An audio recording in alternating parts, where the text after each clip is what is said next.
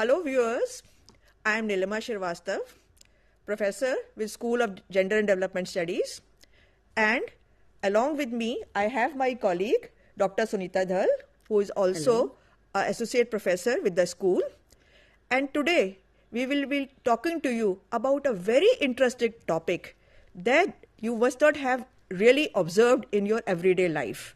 That is gender and energy. Understanding the interlinkages. Now you must be wondering why there should be a program on national TV about gender and energy. I will draw your attention to an everyday experience which you might have overlooked. A man and a woman comes back from work. As soon as they enter, the man, what do you expect? He will head to the living room, switch on the AC, and thereafter TV to watch television, OTT programs or something on YouTube or other channels that are available to him. Whereas the woman will immediately head to the kitchen, switch on the light, and thereafter light the gas and come up with something to eat or make tea for both of them. That is why you see the gender roles. The gender roles as well as how energy is differentially used by men and women needs to be discussed.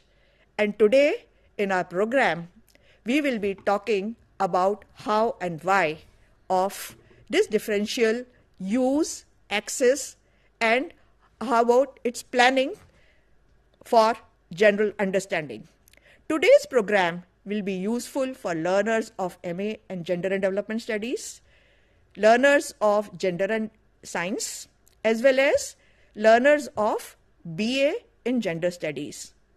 But it will also be interesting and maybe a little of opening up your understanding as well as horizon of gendered implications of energy use for other viewers who have joined us today in this program.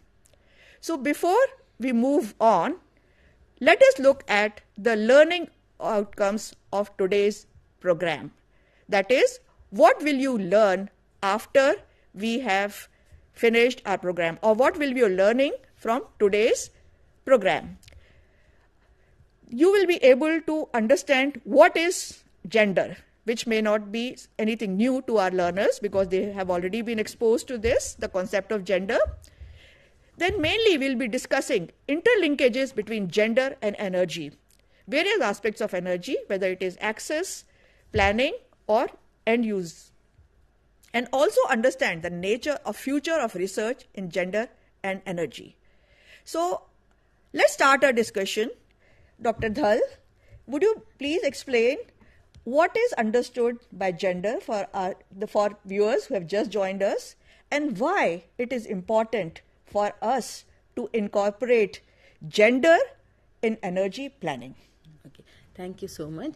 So when the example that you have just given at the beginning of the session, that how women and men as end users of energy, the nature of use is differentiated in relation to gender.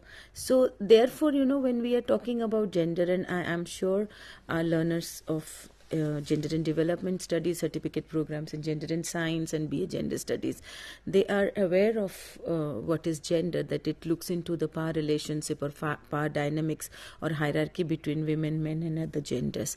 So it is a socially constructed category and it's not determined by biology.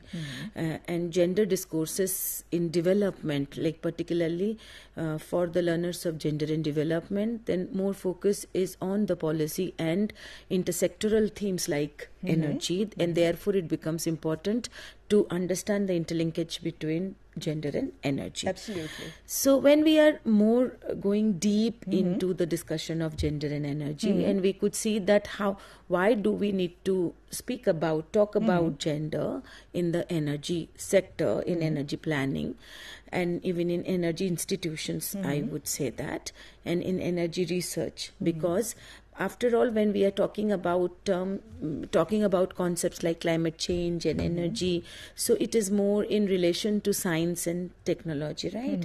And the moment we speak about science, particularly science and technology, we could see that women's representation, particularly in India, is much better. However, compared to other countries, still their women's representation in science technology is abysmal or low. Yeah, right. That's true. So this whole discussion we are talking about in relation to energy, that how when we are discussing about climate change and renewable energy sector, it's very important not only to look women as only a passive actors in terms of energy use, but rather how do they participate in the decision making process. When we are implementing or when we are formulating energy policies and planning, and also implementing some of the renewable energy projects. And therefore, and another factor is when we really go to our slide and how it has been referred that women's dependence on rural energy sources is high due to differential roles. Like women are the users, providers and managers of rural energy, as the gatherers of fuel wood, and then food also. Then they manage rural energy in that sector. Second, factors like climate change, environmental depletion, joint forest management have intensified the challenges of women's access to household energy. For example, you look at how climate emergency that we are now facing in terms of unprecedented rain in some areas, floods, and then droughts in other regions, right? So how it is going to impact. So even in case of any kind of disaster, you could see that women are at the receiving end in terms of access to information, access to training, access to credit, access to rehabilitation center, so on and so forth, right? And even access to the assistance that is being provided during any crisis. Yes. Therefore, women and men are, their roles are not only different, right? But also it is they are more socially disadvantaged categories, and therefore when we are talking about energy planning, and it's very important to look at in which sector they contribute more. For example, agriculture, and similarly how climate change is going to impact agriculture. And so also when we are talking about renewable energy sector, then in what way women would be more participating in energy projects. And therefore it is very important that we must draw a kind of an look at gender dimensions as an important category in energy planning. Here I would like to share with my viewers some findings of our research, which both Sunita and I have carried out in districts of Odisha, that how when women have access and are end users, what kind of change or what kind of transformation happens in the community life of the rural people, and what kind of impact it has not only on women but on the whole family. Like several projects on renewable energy are being implemented in various states of India. That may it is we have studied in Odisha, but Himachal Pradesh, Andhra Pradesh, as well as West Bengal are other states where renewable energy projects are being implemented, and there are very fascinating findings.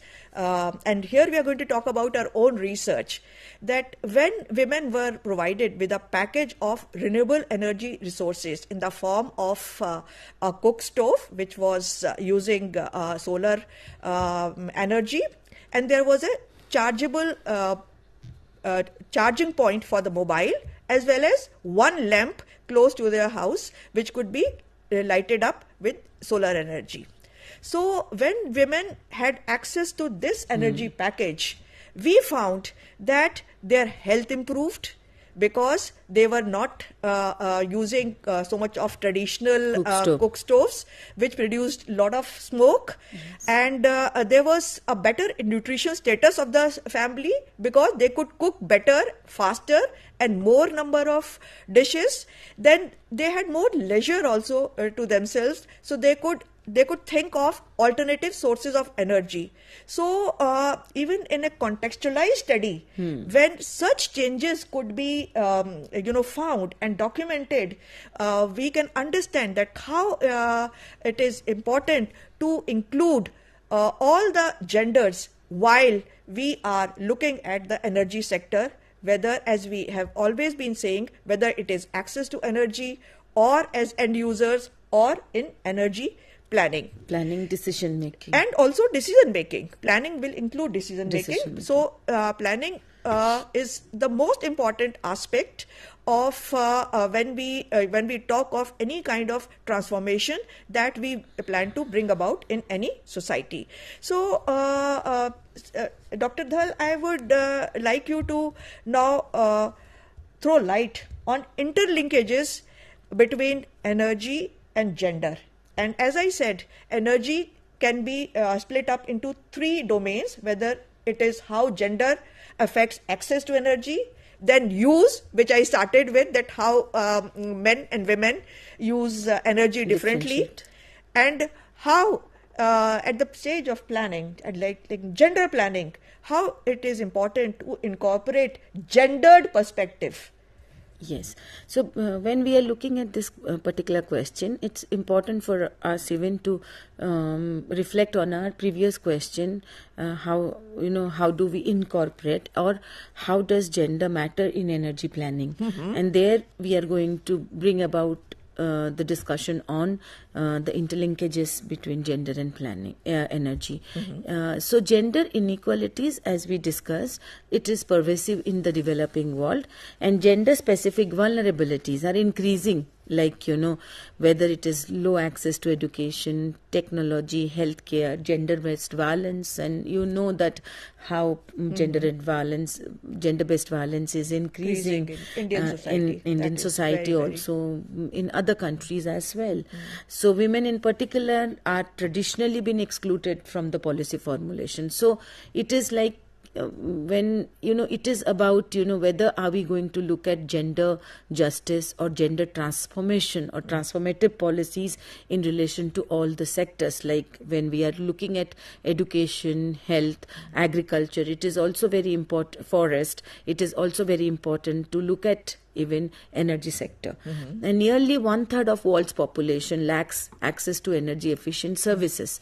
Differential impact on women and men of climate change, like when we are looking at, if I really look at my own experiences, early experiences, like if there is a kind of some of in Odisha, some districts are coastal districts, so there could be because of this power disruption due to insistent rain, unprecedented rain, and then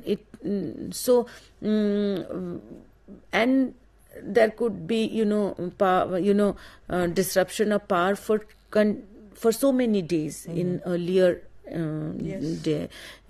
times, right? So in that case, what is, because women will obviously they are the providers of food and fodder, right? Then what will happen in that case in terms of taking their caregiving burden or caregiving responsibilities, right? So it will certainly have a differential impact on women within the household in terms of how do we look at the household energy in terms of use. So also how do they access alternative energy sources to be able to do their or to be able to address their daily energy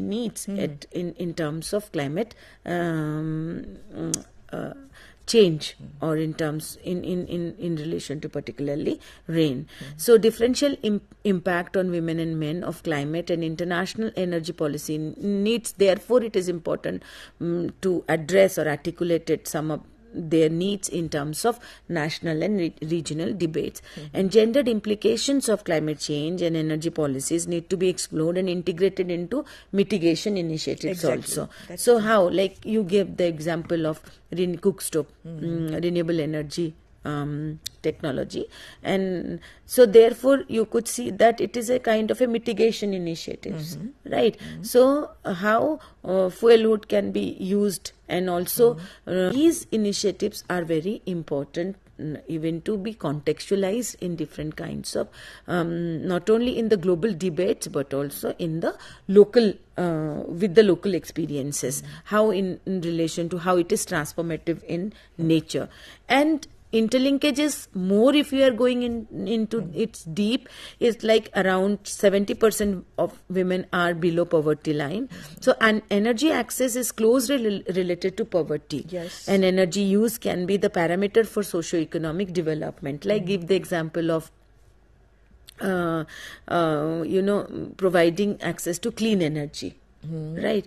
It is a parameter for socio-economic development. Like in India, we have the Ujjwala scheme. Right. So everybody has the right to be able to, access to clean energy, fuel, right? So unavailability of commercial energy creates much burden on women because they are responsible for collecting water, fuel load and food. And increasing burden on human energy creates nutritional scarcity among women and children. Obviously, with the lack of clean energy, what will happen that they are going to compromise on their nutritional aspect as well, and particularly the marginalized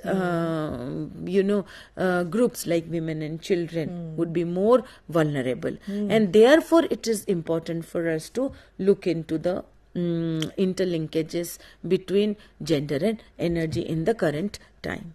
Sunita, here I would also like to add another interesting observation during the pandemic, which was seen and also reported and documented widely, that when there used to be lockdown and all the education, especially in the school, was provided through mobile. So there were various studies to show that if there was only one mobile available in a family, it was provided to the boy or the son in the family, and girls had access only after the son of the family had taken up the classes. And how this impacted girls' education and how they were pulled out of the education system.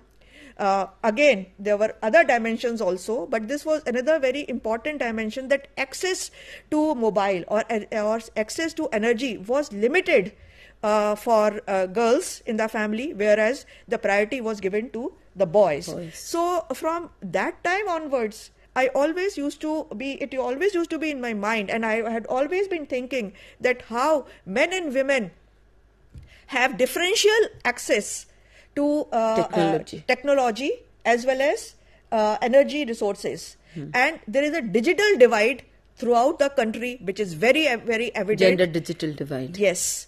And it has been pointed out by many researchers also that there is a clear-cut gender digital divide in our country. So it is very, very important that we talk about how to incorporate gendered perspective from the stage of planning itself. Yes. So coming to the other important aspect, which is that I would like you to talk about the role of network in accessing energy, because we have ample of research and ample of evidence from the field that if access is provided to women through the local networks, what implications it has not only on the woman herself, the family, as well as the community in which she is putting up.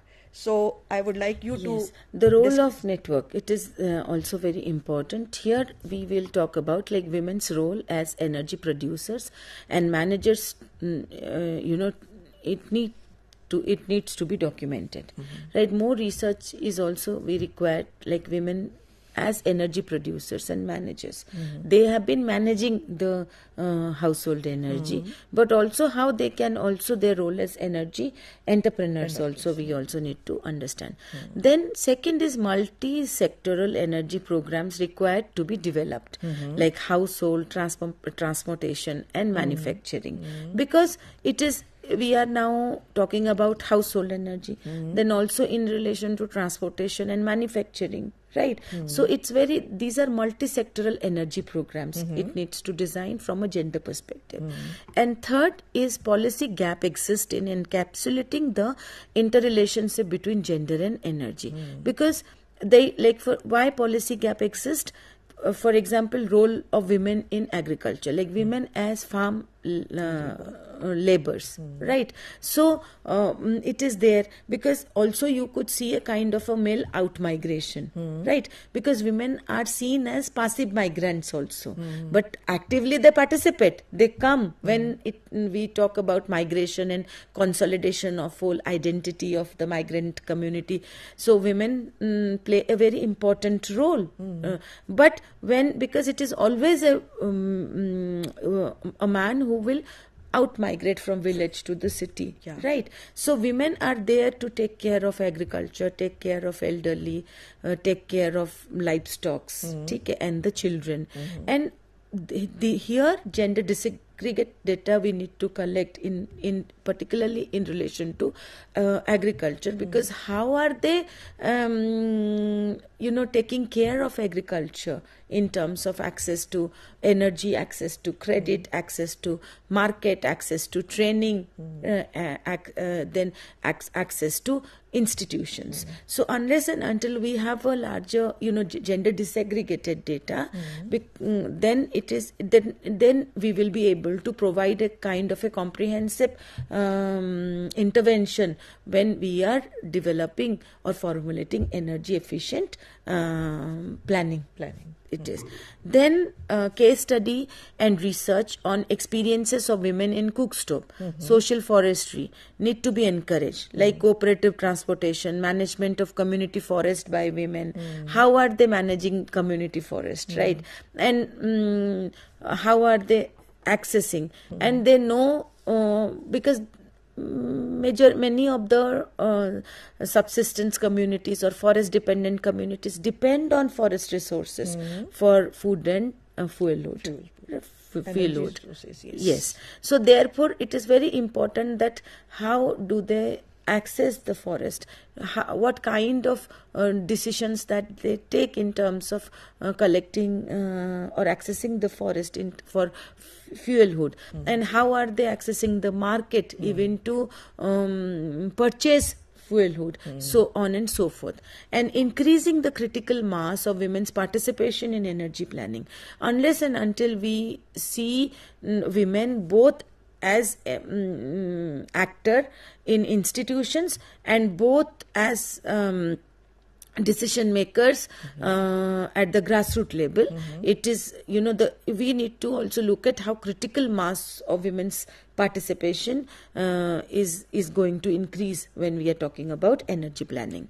And then last is gender disaggregated data on where do women stand in relation to men in energy use and energy decision making, like your example, starting with the example of energy use. So that also gender disaggregated data we need in terms of in different sectors. Then we are also going to look at like identifying the challenges. Not only their energy needs are different, but what are the challenges, like for example women face and in energy sector because of education, consultation, participation in energy projects, and facilitate women's access to information and training to make informed choices. It's not that their roles are limited, but how do they make informed choices are some of the important key points that we can look we can discuss. Yeah. While you were talking about Network. how the networks and how this can be a transformative, kind of experience for the community, I was again reminded of our field research where we found that the renewable energy sources and joint forest management, as alternate livelihood options. Was being coordinated within the network, and which was within the network of SHGs or the microfinance institutions along with SHGs. Yes. That what kind of transformation took place within these networks, and how networking and this collective action was instrumental in not only, as I said, bringing about a change in the women themselves by way of looking at their self-worth and also their role in decision making, not only for themselves but for the family and as a collective, and how this collective action also transformed them into a skilled force or a skilled workforce, as well as led to energy entrepreneurship also that we found. And it was very interesting that after engaging with these kind of interventions for 10 to 12 years, the women got the confidence to learn about repairs and also marketing. As a skill they adopted and acquired, and then they transferred it to other women in other villages. Although the study is very contextualized, as you know, that it is limited to few districts in Orissa, but it is indicative of the potential or the kind of impact that these kind of intervention, that if gender perspectives are included in gender planning, at a very initial level, what kind of impact it can have at a national level or at regional level if we look at the microeconomics. So now I would like to ask you the way forward, because we are almost going to finish the program, and I would request you to talk about gender climate policy, what are the golden rules, and what is the future of this kind of research in our country. Yes, and so when we are looking at the gender climate policy, it is the document from where I have got some of the rules. It is Gender CC in 2009. It's a very good document, and then they look into what should be the way forward when we are looking at when we are discussing about gender and energy. One is recognize the vital urgency of gender equality in climate change issues, ensuring women's participation in all decisions related to climate change and energy use, ensure gender mainstreaming in all institutions dealing with climate change, and collect and publish gender disaggregated data at every level, and undertake gender analysis of different kind of policies, mitigation policies, where we are going to look at renewable energy use, and establish measurable gender related targets, develop gender sensitive indicators, design outreach, capacity building and education and training programs, and sensitize both women and men when we are looking at gender, energy and climate change issues, right? So in this, the last point we would like to look into is the directions for future research. Yes, for our MA learners, we have the dissertation. One can opt to do a dissertation or a project in gender and energy, and those who are doing PhD in related issues, they can also take it up. Apart from that, gender analysis methodology to collect gender disaggregated data on energy use pattern and its access is also, it is very important, I said, key points to take forward. And women as managers of renewable energy resources needs to be understood in a social context, that obviously everything has a social context, and it needs to be contextualized. And evaluation of micro energy programs like we did through our small study, a kind of evaluation and its impact of a particular micro energy program on women in terms of bringing about social transformation at the grassroots. So these are some of the important things we can think about. I hope our viewers have widened their understanding of interlinkages between gender and energy. And thank you so much for watching and being with us. Thank you so much. Thank you.